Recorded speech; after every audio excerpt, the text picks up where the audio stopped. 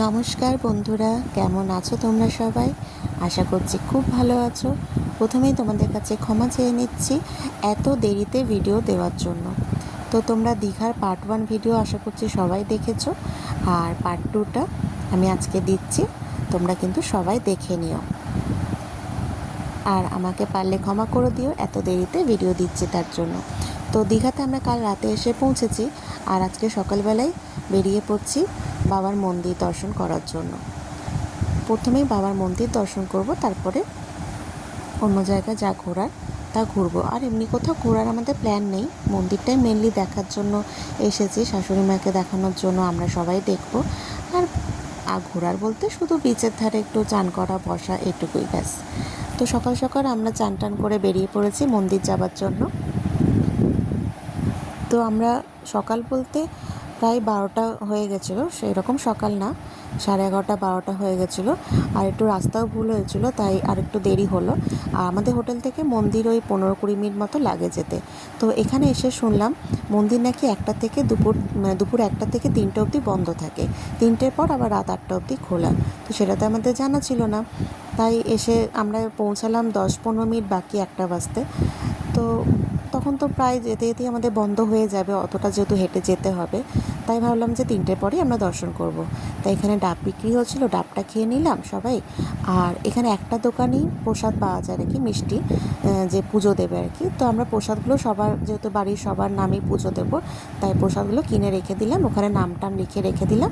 3টের সময় এসে আমরা পুজো দেবো। আর সামনেই ছিল বিচ, মন্দিরে কিছুটা পাশেই, আর একটু গিয়েই 5-10 মিনিটের রাস্তা বিচে, নিউ দীঘার যে বিচটা। তো সেখানে আমরা একটু চলে এলাম, এখানে বসে একটু সময় কাটিনি, 2 ঘন্টা যেহেতু সময় আছে। আর শাশুড়ি মা আসতে পারবেন না, কারণ অতটা হেঁটে তো আসা সম্ভব না, তাই শাশুড়ি মা গাড়িতেই বসে আছেন, গাড়িটা পার্কিংয়ে রাখা আছে, গাড়িতেই বসে আছেন। আর আমাদের কিছু খাওয়াও হয়নি, সকালে শুধু একটু টিফিন করেছি, যেহেতু পুজো দেবো বলে কিছু খাইনি, আর ভাত টাত খাবো না, তাই পুজো দেওয়ার পর দেখবো কি খাওয়া যায়। আর এখানে এসে কিছু মার্কেটিংও করে নিয়েছি, মার্কেটিংয়ের ভিডিওটা তোমাদের আলাদাভাবে অন্য একটা ব্লগে দেব। আর ভিড় দেখো, প্রচণ্ড ভিড় দীঘাতে। আর ছেলে এসো এই খেলাটা কিনেছে, এখানে ও মাটি তুলবে, এসব নিয়ে খেলবে, আর আমরাও একটু বসে গল্প করব, একটু ভিডিও করছি।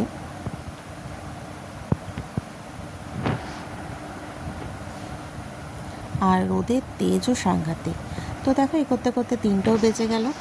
আর এখানে মন্দিরের কাছে চলে এলাম 3টের সময়। আমার বর গাড়িটা পার্কিং করে আসছে, আর ততক্ষণে আমরা শাশুড়ি মাকে হুইল চেয়ারে করে নিয়ে যাচ্ছি। তো এখানে একটা জিনিস খুব ভালো লাগলো, এখানে ব্যবস্থাপনাটা খুব সুন্দর, পুলিশরা এত হেল্প করে, যারা গার্ডে আছে পুলিশরা প্রচণ্ড হেল্পফুল, প্রচণ্ড হেল্প করে। আর সাথে সাথেই যাওয়ার সাথে সাথেই হুইল চেয়ারও পেয়ে গেছিলাম। তো শাশুড়ি মা যেহেতু হাঁটতে পারবে না, আমরা জেনেই এসেছিলাম যে এখানে হুইল চেয়ারের ব্যবস্থা আছে। আর এখানে একটা জিনিস কত ভালো, যে হুইল চেয়ার যাওয়ার রাস্তাটা আলাদা, আর হেঁটে যারা হেঁটে মানুষ যাবে তাদের রাস্তাটা আলাদা। তো যারা অসুস্থ মানুষ আছেন, পায়ে প্রবলেম, হাঁটতে পারেন না, কোমরে ব্যথা, তারা যদি তারা যদি ভাবছেন যে আসবো কিন্তু আসতে পারছেন না, কিন্তু এসে একবার দেখুন, সুন্দরভাবে বাবার দর্শন করতে পারবেন। একদম চেয়ারে বসে বাবার সামনে গিয়ে আপনারা দর্শন করতে পারবেন। এতটাই ভালো ব্যবস্থাপনা এখানে করেছে, এত সুন্দর সিস্টেম এখানে করেছে। যাওয়ার সাথে সাথেই হুইল চেয়ার আমরা পেয়ে গেছিলাম, 2-4টেই বোধহয় হুইল চেয়ার আছে। তো শাশুড়ি মাকে ওখানে বসিয়ে নিয়ে হুইল চেয়ারে করে একদম পেছন দিক দিয়ে, মন্দিরে পাশ দিয়ে দিয়ে পেছন দিকে রাস্তাটা দিয়ে সোজা গিয়ে, ওখানে সিস্টেম করা আছে, ওখানে গার্ড আছে, সব বলা আছে যে হুইল চেয়ারে এলে এনাকে দর্শন করিয়ে দেবে। তো যে যাওয়ার সঙ্গে সঙ্গে দরজা খুলে যায়, আর শাশুড়ি মা একদম বসে বসে বাবার সামনের থেকে একদম দর্শন করতে পারে। আমার ছেলে বারবার বসে পড়ছে, কারণ অতটা রাস্তা পেছন দিকে গেছে হেঁটে হেঁটে। তারপরে আবার কি হয়েছে, আমরা তো ভেবেছিলাম যেহেতু শাশুড়ি মা হুইল চেয়ারে যাচ্ছে, তাই পেছন দিক দিয়েই আমরাও চলে যাব, একেবারে সামনের থেকেই বাবা দর্শন হয়ে যাবে। আর এই এমনিতে খুব একটা যে ভিড় ছিল তা না, মোটামুটি সবাই ভালোভাবেই ভিড়ের মধ্যেও দর্শন করতে পারছে আস্তে আস্তে গিয়ে। সেই লাইন ঠেলাঠেলি যেটা জগন্নাথ মানে পুরীতে যেটা হয় সেরকম সেরকম ভিড়টা নেই যে লাইন দিতে হবে। আস্তে আস্তে যাওয়া হচ্ছে, লাইন অনুযায়ী দেখা হচ্ছে, পুজো দেওয়া হচ্ছে, চলে আসছে, সেরকম ভিড় বলবো না। তো যাই হোক, আমরা যেহেতু পেছন দিক দিয়ে শাশুড়ি মা যাচ্ছিলাম, ওনার সাথেই যাচ্ছিলাম। তো ওখানে বললো যে না, এনার পেশেন্টের সাথে একজনই অ্যালাউ আছে, মানে যিনি হুইল চেয়ার নিয়ে আসবেন একজনই অ্যালাউ আছে, আর কোনো কাউকে অ্যালাউ করা হবে না, তারা সামনের থেকে দর্শন করবে। তো সেটা তো আমাদের জানা ছিল না, তাহলে আমরা আর যেতামই না, ওর বাবাই মাকে নিয়ে যেত। তো সেটা আমি আর ছেলে বেকার গেলাম। তো যাই হোক, আমি আর ছেলে আবার সামনের দিক দিয়ে এলাম, আবার অতটা সামনের দিক দিয়ে গিয়ে বাবাকে দর্শন করলাম, পুজো দিলাম। তো পুরো অবস্থা খারাপ, পায়ের অবস্থাও খারাপ, কারণ এত গরমে পা ফেলা যাচ্ছে না, ওখানে যেন পুড়ে যাচ্ছে, এতটাই গরম।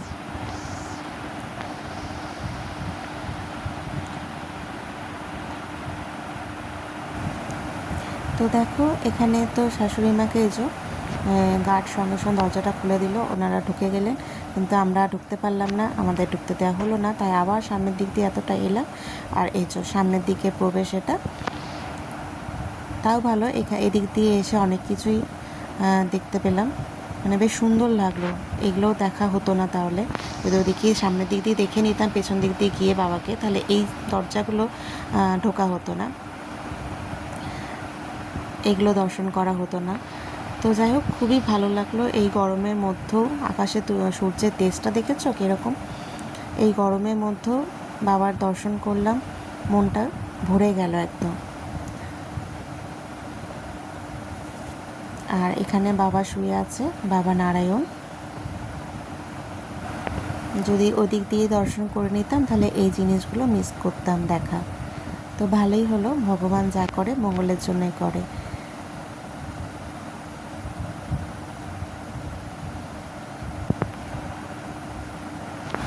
তো আমরা দুটো দরজা কমপ্লিট করে চলে এলাম, আর একটুখানি বাকি আছে। তো কত বড় জায়গা দেখো, বিশাল জায়গা জুড়ে করেছে। আর আমার ছেলে খালি বসে পড়ছে, হাঁপিয়ে যাচ্ছে। সত্যি অনেকটা আমরা এক্সট্রা অনেকটা হেঁটে নিলাম না, কারণ পেছন দিক দিয়ে গেলাম শাশুড়ি মায়ের সঙ্গে, ভেবেছিলাম ওদিক দিয়ে দর্শন করতে পারবো, তো হলো না। আবার ওখান থেকে এতটা এলাম, আবার সামনের দিকে এতটা গিয়ে দর্শন করলাম, তো একটু হাইরানিটা বেশি হয়ে গেল। তো যাই হোক, কী করা যাবে। তো আমরা চলেই এসেছি বাবার একদম সামনেই। আর এই ভেতরটায় ঢুকে এত শান্তি, তোমাদের কি বলবো। এখানটা মনে হচ্ছে নিচেই শুয়ে পড়ি বা বসি।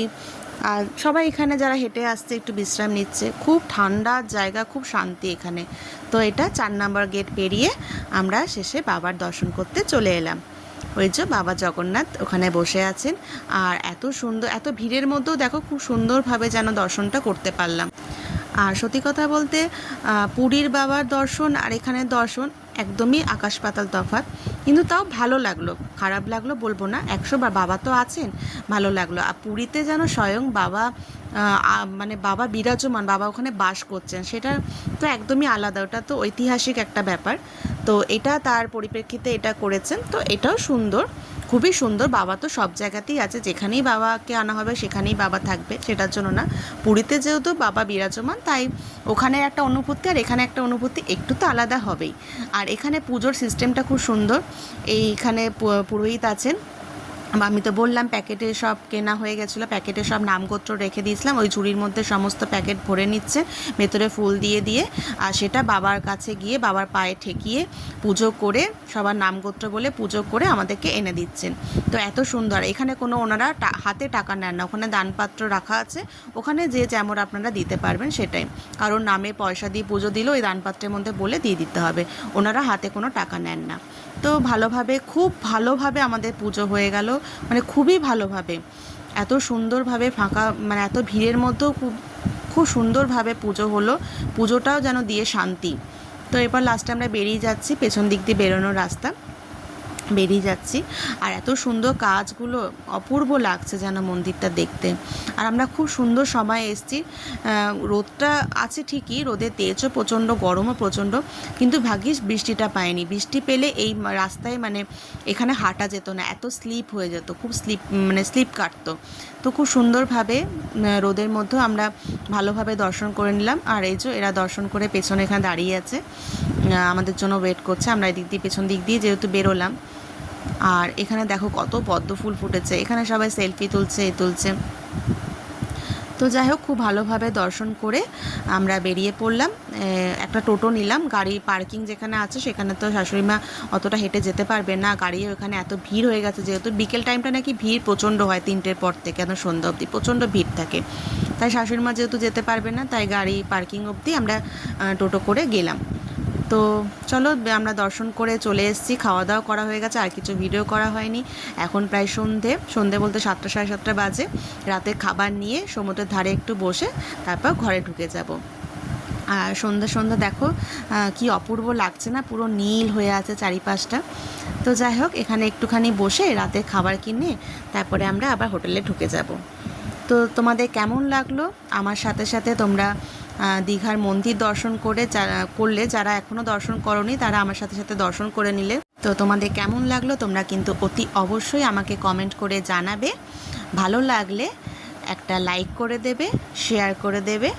আর যারা নতুন বন্ধু আছো, নতুন যারা দেখছো, তারা প্লিজ চ্যানেলটাকে একটু সাবস্ক্রাইব করে পাশে থাকবে।